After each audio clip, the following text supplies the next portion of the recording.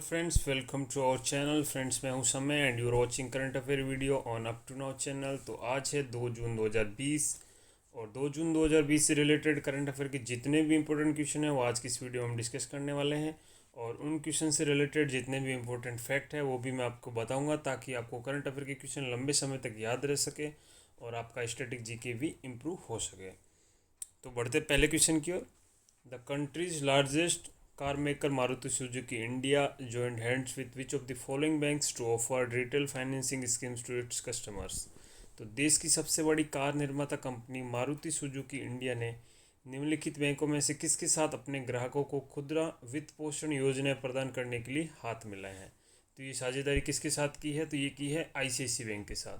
तो इस क्वेश्चन का जो करेक्ट आंसर है हो गया आईसीआईसी बैंक। तो इसके बारे में डिटेल में देख लेते हैं। तो देश की सबसे बड़ी जो कार निर्माता कंपनी है मारुति सुजुकी इंडिया, तो उसने आईसीआईसी बैंक के साथ साझेदारी अपना हाथ मिलाया और ग्राहकों को रिटेल फाइनेंसिंग स्कीम की पेशकश की है। तो आईसीआईसी बैंक की जो फ्लेक्सी ईएमआई योजना है तो उसकी पेशकश करता रहा है और ग्राहकों को शुरू में कम ईएमआई का भुगतान करने में सक्षम बनाता है, कैपेबल बनाता है, ताकि कोविड-19 महामारी के कारण जो लिक्विडिटी का स्ट्रेस आ रहा है, लोगों को पैसे मैनेज नहीं कर पा रहे हैं, तो उसमें उनको ये तनाव दूर करने में मदद मिल सकेगी। तो पहले 3 महीनों के लिए 1 लाख रुपए तक के जो लोन है उस पर ईएमआई राशि सिर्फ 899 रहेगी। और बैंक जो है मारुति सुजुकी इंडिया ग्राहकों के लिए इसी तरह की अन्य ईएमआई योजना भी पेश कर रहा है। तो बढ़ते हैं अगले क्वेश्चन की ओर। Market regulator the Securities and Exchange Board of India यानी कि SEBI has imposed a penalty of ₹7 lakh on which of the following PSUs for delay in disclosing financial results. तो बाजार नियामक, भारतीय प्रतिभूति और विनिमय बोर्ड सेबी ने वित्तीय परिणामों का खुलासा करने में देरी के लिए निम्नलिखित में से किस पब्लिक सेक्टर अंडरटेकिंग पे 7 लाख का जुर्माना लगाया है? तो ये जुर्माना किस पे लगाया है? ये लगाया है NHAI पे, यानी कि national highway authority of India पे ये जुर्माना लगाया है सेबी ने। तो इसके बारे में डिटेल में देख लेते हैं।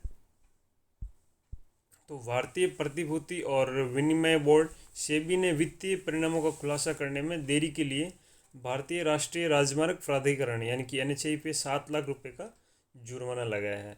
और जो बाजार नियामक ने देखा है कि जो NHAI है तो उसने फाइनेंशियल ईयर 16 और फाइनेंशियल ईयर 19 के बीच जो 6 मई वित्तीय परिणाम है, यानी कि जो हाफ ईयरली फाइनेंशियल रिजल्ट्स है, तो उसको जारी करने में डिले किया, इन्होंने देरी की। और देरी जो है इनकी वो 4 दिन से लेके 78 दिनों तक की भी है, यानी कि कुछ परिणाम इन्होंने 4 दिन लेट घोषित किए और कुछ इन्होंने 78 दिन लेट किए हैं।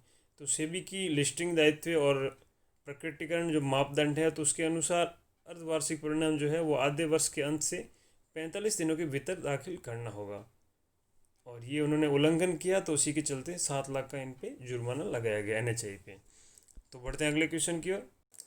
The Reserve Bank of India has reduce the repo rate to what percentage? तो भारतीय रिजर्व बैंक ने रेपो दर को किस प्रतिशत तक घटा दिया है?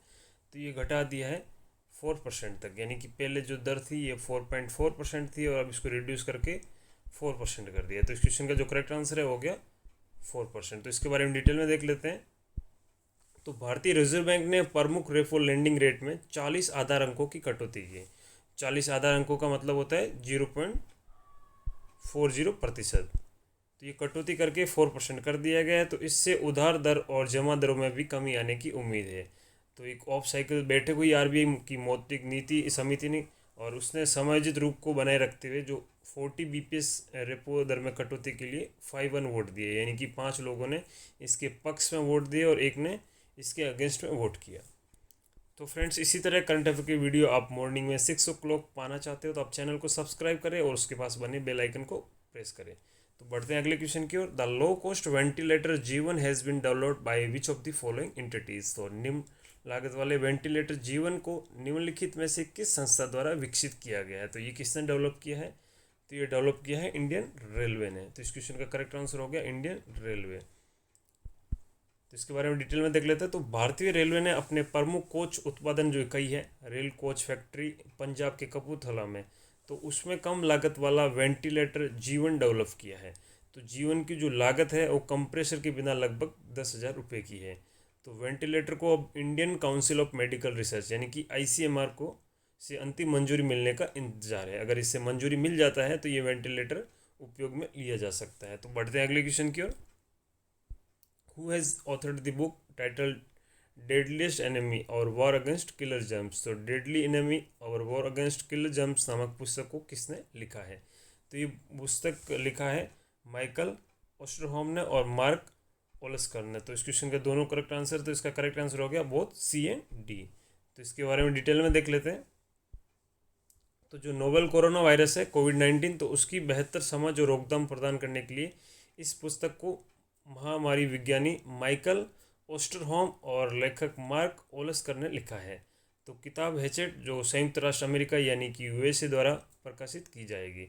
और डेडली एनिमी एक उच्च वैज्ञानिक नाटक है जो चिकित्सा रहस्य और खोज का एक क्रॉनिकल, एक वास्तविकता की जांच और एक व्यवहारिक योजना है। तो बढ़ते हैं अगले क्वेश्चन की ओर। Name the app which was tested by government to locate quarantine violators.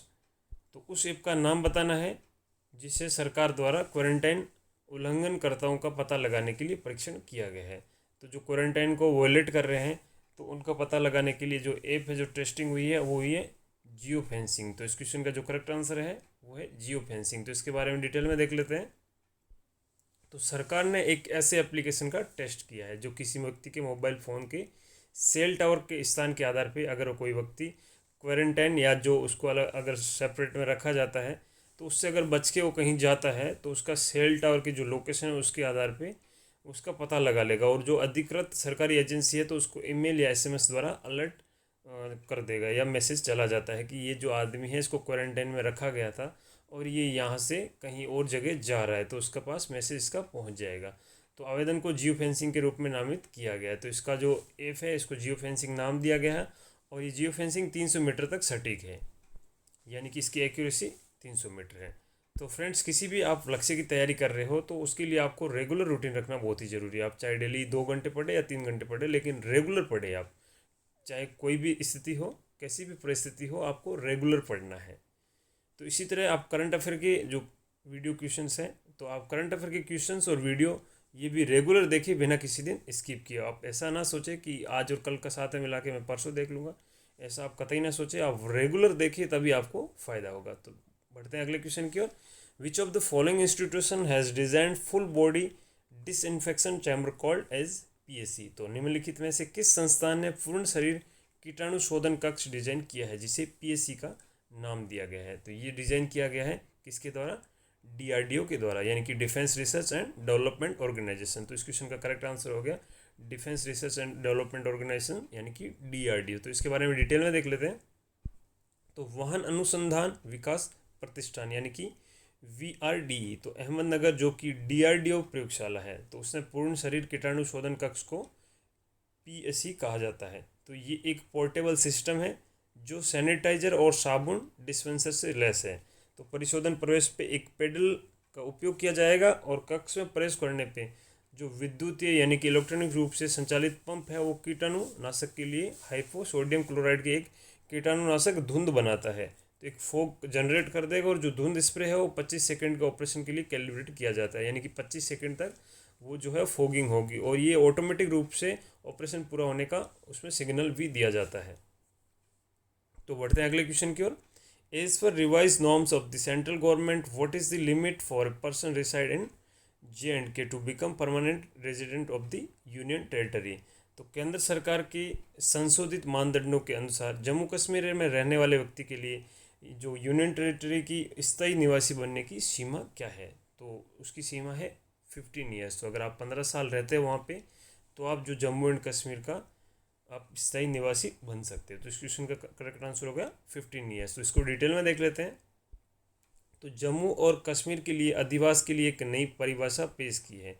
तो इस डेफिनेशन में ये कहा गया है कि अगर एक व्यक्ति जो कम से कम 15 वर्षों के लिए जम्मू और कश्मीर के केंद्र शासित प्रदेश में अगर रहता है या उसने जम्मू और कश्मीर में 7 साल की अवधि के लिए स्टडी की है, वहाँ पे अध्ययन किया है और वो 10th और 12th के जो एग्जामिनेशन है उसमें अफियर हुआ है, तो वो यूनियन टेरिटरी के स्थायी निवासी होने के लिए एलिजिबल है, यानी कि पात्र है। तो ये जो नया नियम है जम्मू एंड कश्मीर पुनर्गठन कानून राज्य जो 2020 है, तो उसके आदेश के according Jammu and Kashmir civil सेवा विकेंद्रीकरण और भर्ती अधिनियम के तहत जो धारा 3A है तो उसके तहत जारी किया गया था। तो बढ़ते हैं अगले क्वेश्चन की ओर।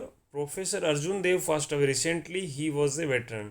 तो जो प्रोफेसर अर्जुन देव था उनका हाल ही में निधन हो गया, तो वो एक अनुभवी क्या थे, तो वो एक अनुभवी हिस्टोरियन थे, यानी कि इतिहासकार थे। इस क्वेश्चन का करेक्ट आंसर हो गया हिस्टोरियन। तो अर्जुन को जो देव थे वो हिस्टोरियन थे, तो इनके बारे में डिटेल में देख लेते हैं। तो महान इतिहासकार और शिक्षाविद प्रोफेसर अर्जुन देव का हाल ही में निधन हो गया। तो उनका जन्म 12 नवंबर 1938 को पश्चिम बंगाल, अब जो पाकिस्तान में आ रहा है, उसमें उनका जन्म हुआ था। और उन्होंने राष्ट्रीय शिक्षा अनुसंधान और परीक्षण परिषद यानी कि NCERT में एक इतिहासकार के रूप में कार्य किया था। और अर्जुन देव ने पाठ्यपुस्तक मूल्यांकन पर राष्ट्रीय संचालन समिति के सदस्य सचिव के रूप में भी कार्य किया है। तो उनका हाल ही में अभी निधन हो गया है।